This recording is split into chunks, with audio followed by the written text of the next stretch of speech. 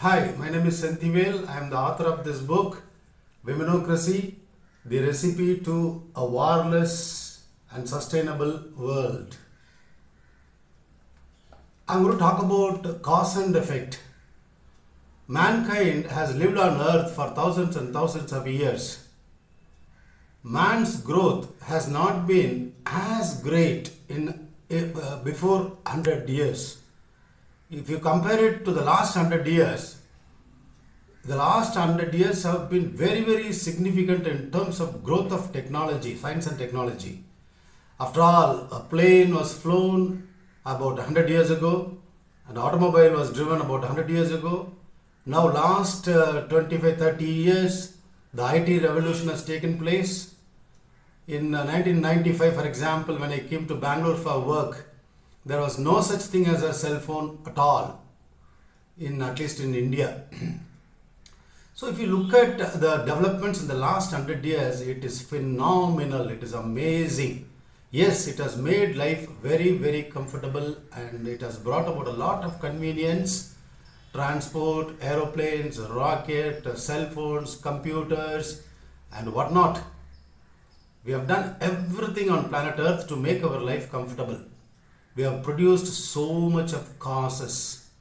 N number of man hours has gone into making all that is possible today. The point is, the drama of life is going on planet Earth. The planet is limited. After all, it has got a circumference of only 43,000 kilometers. And every year, I read it in 2010, we are excavating 60 billion tons of raw materials from the earth. And deforestation is happening at a fast pace. We need oxygen, we need the right temperatures on planet Earth. A rise of temperature will lead to disaster in terms of human health. Reports are alarming. They say in about 2035, there will not be even a drop of potable water under earth. It's alarming, right? Okay, now let us come to solution. Causes have been created. Causes produce effect. We have invented technologies. We go on mass manufacturing all the technological products like cars, mobiles, computers, washing machines, air conditioners and so on. The pattern building is going on. See, the human mind is a pattern builder. Once you lay one brick on top of another, there is a compulsion to finish the building. Dr. Edward de Bono says.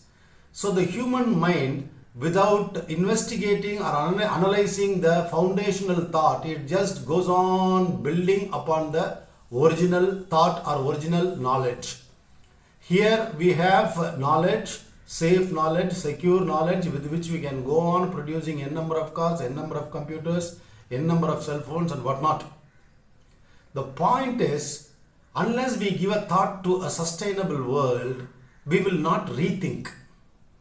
And today my argument is that the male is running the world and his psychology is established in growth, acquisition, conquest. This is how man has been biologically. But a woman has been different. For her, well-being is the foremost. Acquisition, war, everything else is secondary in her. So, I want the CEO of the planet to be changed as quickly as possible in the interest of the well-being of future children. We inherited a very good world, and are we giving the same to our children? So we need to think. It is not sentiment. It is not some foolish imagination. Scientific reports say the global warming is truth. Climate change is truth. And the human number is truth. After all, in 1840, we crossed a mark of 100 crores. Today, we are 750 crores. 7.5 billion. Who is creating this? Who is responsible for this? In a company, the company has failed. The CEO has to morally resign. On the same lines, on the same breath, with the same logic, I am insisting that women take charge of the world politically. If possible, 100%. Why not? What is the justification you need except sensibility, except waking up to the reality, except appreciating the need for change? There is no other justification at all. And I read a book, I think a lady has written. She researched and said womenocracy, women rule has not been big in past and hence it is dismissed. And at least we cannot have it as a hope that women have had a big say. My point is, why do you want a big say? The past has been past. It has been whichever way it was due to various reasons. Today we have invented government. Of all the inventions, the foremost is the invention of government, because power is institutionalized. Power is no longer physical brute power. Whether a woman sits as the President of America or a man sits as the President of America, there is no difference. If she says go, guns will boom. If a man says go, guns will boom. The generals have to take instructions from the president. So power has been institutionalized. This is the greatest hope. Women of the world, this is the greatest hope. Something has been invented and it is irreversible. The concept of government is mental, but it is irreversible, so deeply entrenched in us. So have hope, enter politics, storm into politics, take all the political positions of the world. All the presidents and prime ministers of the world should be women, at least for the next 5,000 years. Let peace prevail. Who wants war? It is male psychology. Remove the male psychology itself. Only if male psychology prevails, there will be need for war. Remove it root and branch. A woman will not seek war, at least. Maybe the small squabbles can be there, but war is unnecessary. Man, as a thinking being, has transcended the need for war. We are not lions and tigers to fight physically in the forest. We no longer live as animals. Although, as Darwin said, we still retain the imprints of our lowly origins in our bodily frame. Of course, a lot of people still carry the imprints of our lowly origins in the mind also. But we need to transcend. Transcendence is human being. Resorting to higher values is being a human being. Not lowering ourselves to the level of animals and fighting wars, weapons. All this has to be dismissed. All this has to be relegated to a lower status. Man can live peacefully on earth if women decide. It's a matter of decision. Decision is a matter of, destiny is a matter of decision. So we need to bring about a paradigm shift. Enough. Men have done a lot of hard work in the last 100-200 years. They have done enormous amount of hard work, brought about a lot of technology. Now let them take rest. Let them enjoy other pleasures of life. Let women take up the cudgel. Let them sit at the helm of affairs and see what happens.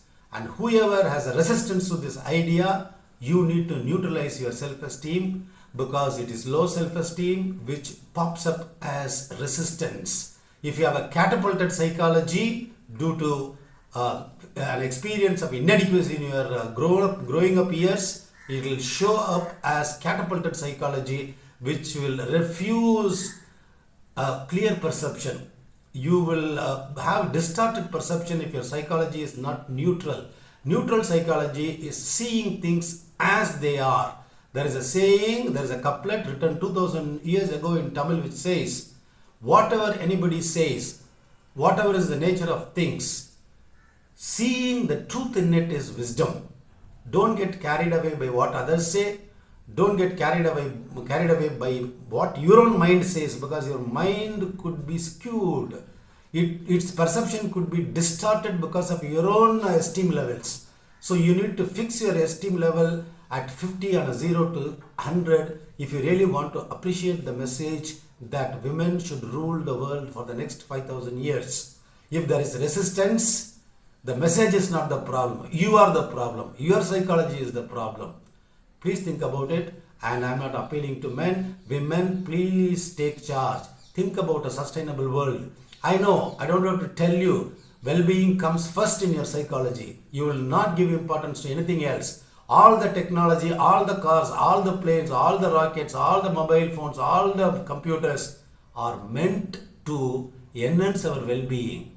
We cannot put the we cannot put the cart before the horse. The horse has to be put before the cart. That is the right logic. What comes first? Well-being. All others are secondary. And war is a vestige. War is a shame on man. Wars should be discontinued. Whoever subscribes to it, if they think they are great, they are not. They have distorted psychology. Yes, neutralize your psychology. See truth as it is. You will appreciate the need for women rule. My name is Sentivel, author of the book Womenocracy, the recipe to a warless and sustainable world. Thank you.